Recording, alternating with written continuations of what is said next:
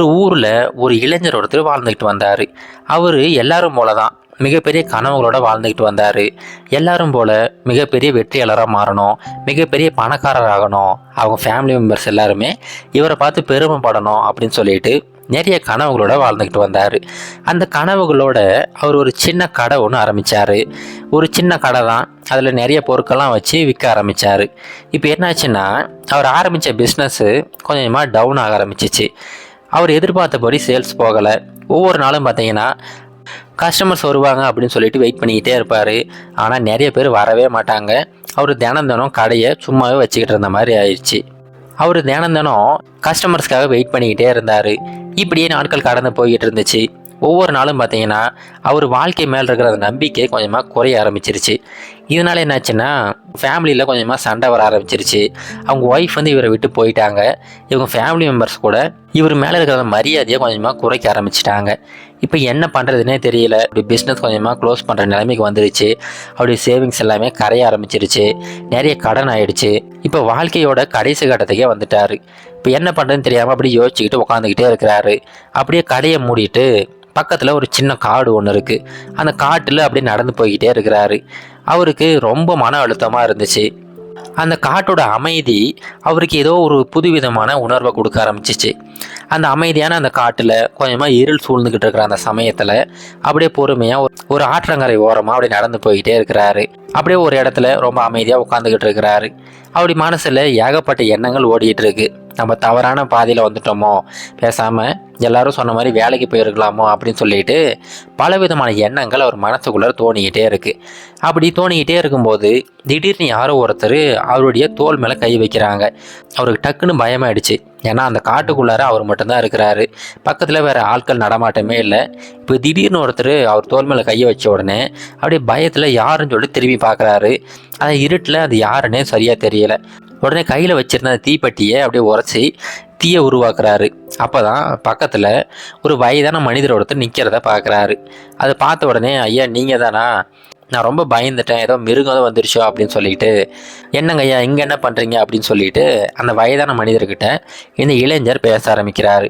அதுக்கு அந்த வயதான மனிதர் இவர்கிட்ட கேட்குறாரு, அட என்ன விடுப்பா, நீ என்ன ரொம்ப சோகமாக உட்காந்துக்கிட்டு இருக்க, அதுவும் இந்த சமயத்தில் இந்த காட்டுக்குள்ளார என்ன பண்ணிக்கிட்டு இருக்க அப்படின்னு சொல்லிட்டு ரொம்ப அன்பான குரலில் அந்த மனிதர் இவர்கிட்ட கேட்குறாரு.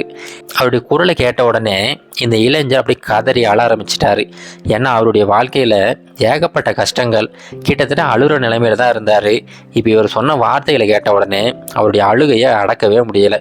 இப்போ அந்த வயதான மனிதர் இவர்கிட்ட, சரிப்பா அழாத, என்ன விஷயம் முழுசாக சொல்லு அப்படின்னு சொல்லிட்டு அவர்கிட்ட எல்லா விஷயத்தையும் கேட்குறாரு. இப்போ அந்த இளைஞர் அவருடைய வாழ்க்கையில் நடந்த எல்லாத்தையுமே சொல்கிறாரு. சொல்லி முடிச்சுட்டு அந்த வயதான மனிதர்கிட்ட அப்படி பேசிக்கிட்டு இருக்கிறாரு.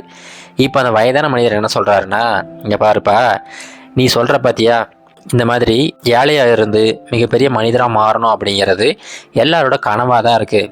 ஆனால் அந்த கனவை நினைவாக்கிறதுக்கு நிறைய பேர் முயற்சிகள் எடுக்கிறதே கிடையாது. எல்லாருமே ஏன் கடைசி வரைக்கும் ஏழையாகவே இருக்காங்க தெரியுமா? அதுக்கு முக்கியமாக 7 காரணங்கள் இருக்குது அப்படின்னு சொல்லிட்டு அவர் ஒரு 7 காரணங்களை சொல்கிறாரு. அதில் முதல் காரணம் என்ன அப்படின்னா, சோம்பேறித்தனம் தான்.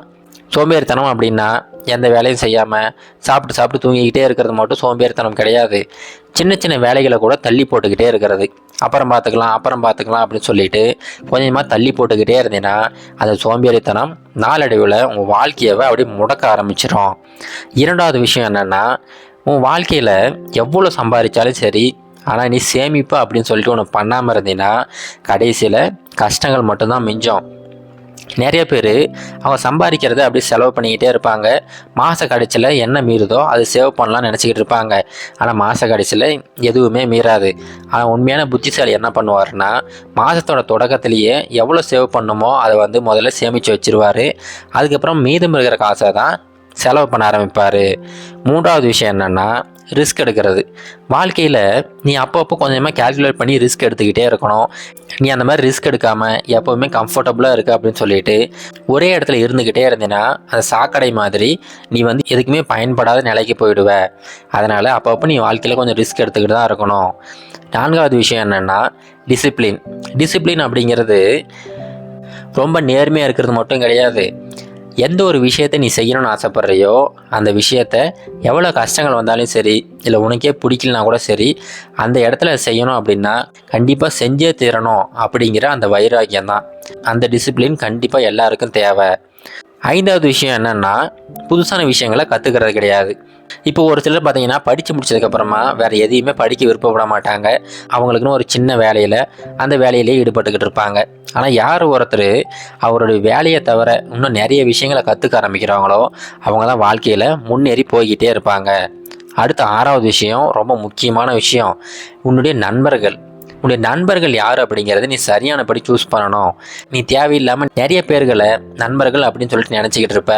ஆனால் அவங்கெல்லாம் பார்த்தீங்கன்னா தேவையில்லாமல் டைம் வேஸ்ட் பண்ணிக்கிட்டு இருப்பாங்க. அவங்க வாழ்க்கையில் எந்த ஒரு குறிக்கோளும் இல்லாமல் இருப்பாங்க. இந்த மாதிரி இருக்கிறவங்களோட நீங்கள் நண்பர்களாக இருந்தீங்கன்னா நாளடைவில் நீயும் அப்படி மாற ஆரம்பிச்சிருவ. ஒரு பழமொழி கூட இருக்குது, நீ பழகிற அந்த 5 பேர் இருக்காங்க பார்த்தீங்களா, அந்த 5 பேரோட குணநலங்கள் தான் உனக்கும் வரும். அதனால் உன்னுடைய நண்பர்களை சரியானபடி அதனால் உன்னுடைய கம்பெனியை சரியானபடி தேர்ந்தெடுத்து பழக ஆரம்பி. கண்டிப்பாக அது உனக்கு நன்மை பயக்கும்.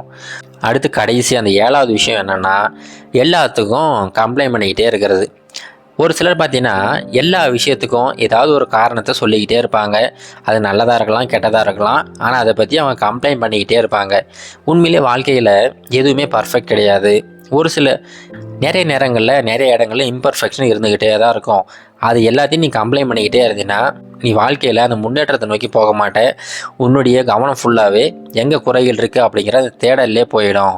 அதனால் இந்த 7 விஷயத்தை நீ சரியாக புரிஞ்சுக்கிட்டீங்கன்னா நீயுமே உன் வாழ்க்கையில் கண்டிப்பாக ஒரு வெற்றியாளராக உருவெடுக்கலாம் அப்படின்னு சொல்லிட்டு அந்த மனிதர் சொல்கிறாரு.